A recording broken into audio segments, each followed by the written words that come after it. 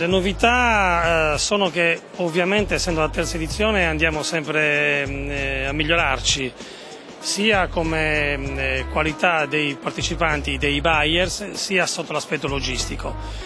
Oltretutto noi come province, che abbiamo avuto l'incarico di creare per la regione, di proporre gli educational tour, chiaramente stiamo un po' più affinando d'accordo con i nostri operatori, quindi proponendo sempre più delle esperienze per quanto riguarda Cagliari, specialmente soprattutto incentrate sulla bassa stagione, sulla stagione non di punta. Quello che chiaramente stiamo cercando di fare, come si dice sempre, di destagionalizzare, visto che il nostro prodotto principale è e rimane comunque il mare, con l'acquisizione di alcuni territori dell'interno avvenute con le nuove circoscrizioni provinciali, siamo in grado ora di offrire veramente all'offerta una proposta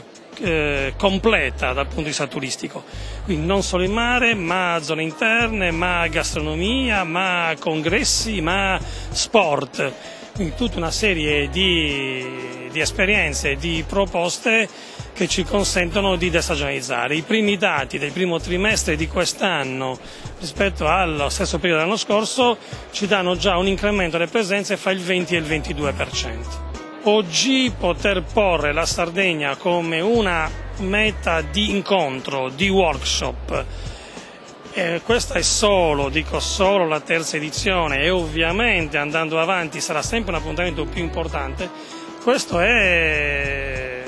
qualificante per noi sia come destinazione di lavoro, sia perché i buyers partecipanti qua hanno poi la possibilità, dopo questo giorno e mezzo di lavoro, di girare per il territorio dell'isola nelle diverse province e quindi prendere non solo contatti di lavoro, ma di vedere poi il territorio, di vedere le strutture, di capire che tipo di destinazione proporre ai loro clienti, che poi sono i nostri alla fine.